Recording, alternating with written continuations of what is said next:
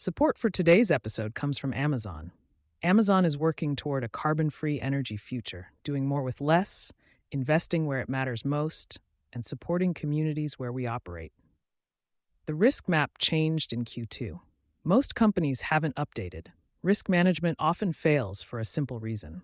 Organizations keep responding to the risks they planned for instead of the risks that actually emerged. That gap widened considerably during the second quarter of 2026.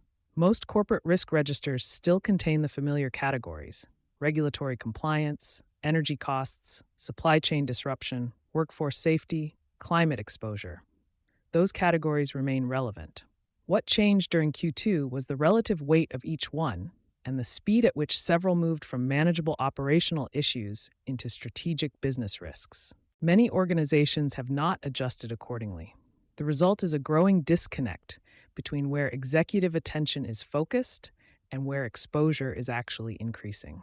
The companies most likely to navigate the second half of 2026 successfully are not necessarily the ones with the most sophisticated risk programs. They are the ones that have recognized the map itself has changed. Heat became an enforcement risk, not just a weather risk. For years, extreme heat was treated as an operational concern. Facilities teams monitored forecasts. EHS teams adjusted work schedules. Business continuity plans accounted for disruptions. That framework is no longer sufficient on its own. Earlier this year, the Occupational Safety and Health Administration, OSHA, updated and extended its National Emphasis Program, NEP, on heat-related hazards, effective immediately and running through 2031. The program targets 55 high-risk industries, including construction, manufacturing, warehousing, agriculture, and food processing. OSHA compliance officers are authorized to conduct proactive inspections whenever the National Weather Service issues a heat advisory without waiting for a complaint or incident. Multiple states are advancing their own workplace heat standards in parallel, with California, Washington, Minnesota, and others already enforcing jurisdiction-specific requirements. The implication is significant. Heat now carries enforcement exposure alongside operational exposure. Organizations are no longer managing employee safety during extreme weather events alone. They are managing the possibility of inspections, citations, and litigation tied to the adequacy of documented heat illness prevention programs. Companies that still view heat primarily as a seasonal scheduling issue may be underestimating the legal and financial dimensions of the risk heading into summer. Grid reliability shifted from a price question to a capacity question. Energy security discussions have traditionally centered on price volatility. The challenge emerging across multiple regions is different in kind, not just degree. According to NERC's 2026 Summer Reliability Assessment, published May 19th, aggregate peak demand across all assessment areas increased by more than 11 gigawatts (GW) over 2025, exceeding the prior year's pace of growth. The grid added more than 58 gigawatts of new generation capacity since last summer. Yet NERC's Director of Reliability Assessments was careful to note, the improved conditions we're seeing shouldn't be interpreted as saying that overall reliability risk is declining. 3 subregions, New England, Saskatchewan, and the Pacific Northwest, carry elevated risk of supply shortfalls under extreme conditions. NERC's January 2026 long-term reliability assessment projected summer peak demand growth of roughly 224 gigawatts over the next decade, driven primarily by data centers, electrification, and industrial loads. For facilities managers and corporate energy buyers, the question is no longer simply what electricity will cost. Increasingly, the question is whether sufficient capacity will be available when new projects come online. Site selection, expansion planning, and capital investment decisions are being shaped by grid availability and interconnection timelines in ways that were not part of most organizations' energy risk frameworks 2 years ago. That shift changes the nature of the risk, not just its size. Supply chain visibility is no longer enough. Many organizations spent the past several years investing heavily in supply chain visibility tools and monitoring programs. Visibility remains important, but Q2 reinforced a growing reality. Knowing where vulnerabilities exist does not provide the ability to control them.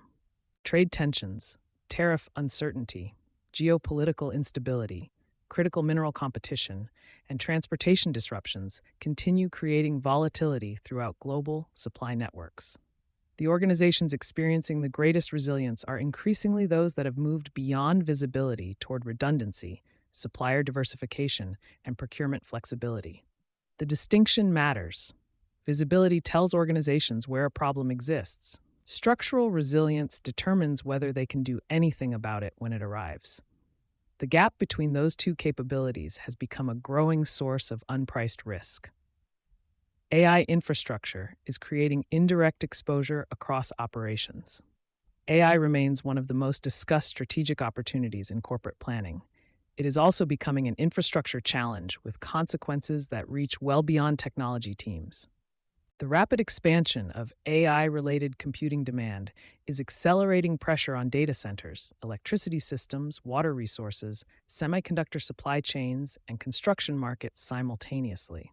NERC's summer assessment specifically identified the unpredictability of large load interconnections, including data centers, as a growing reliability challenge for grid operators. Whether a company directly deploys AI or not, the supporting ecosystem is affecting energy procurement timelines, utility planning assumptions, construction schedules, critical equipment availability, and long-term capital allocation decisions. Organizations that separate AI strategy from infrastructure and operations strategy may be missing a growing source of indirect exposure that doesn't appear on a technology risk register. Regulatory uncertainty has become a risk category of its own. Historically, regulatory risk was tied to the substance of specific rules. Companies tracked requirements, assessed compliance obligations, and adjusted operations accordingly. The challenge emerging in 2026 is different. Legal challenges, policy reversals, delayed implementation timelines, state-federal divergence, and shifting enforcement priorities are creating uncertainty even when the underlying policy objective remains unchanged. That uncertainty itself has become a planning risk. Organizations face decisions involving emissions reductions, reporting systems, infrastructure investments, and procurement strategies without always knowing which regulatory framework will govern those investments at implementation. The SEC's climate disclosure rules remain stayed. California's climate disclosure laws are proceeding on separate legal tracks. The risk is no longer limited to the regulation. It is increasingly tied to the instability surrounding regulation itself. The most dangerous assumption is that nothing has changed. The biggest risk entering the second half of 2026 may not be heat enforcement, grid capacity, supply chain gaps, AI infrastructure, or regulatory uncertainty individually. It may be the assumption that existing risk management frameworks already account for them adequately. Risk environments rarely change all at once. More often, the relative importance of individual threats shifts gradually until the cumulative effect becomes impossible to ignore. That is what happened during Q2. Each of the conditions above moved, not catastrophically, but meaningfully, in the direction of greater organizational exposure. The organizations that update their assumptions now will have more options available in Q3 and Q4. The ones that continue operating from last year's risk map may find that many of their mitigation strategies were designed for conditions that no longer exist. The calendar turned from Q2 to Q3. The risk landscape turned with it. Many companies have not noticed yet. Sustainability Soundbites energy coverage is sponsored by Amazon. Visit the link in our show notes to learn more about Amazon's spotlight on energy. For sponsorship opportunities with Environment and Energy Leader, please reach out to a member of our team.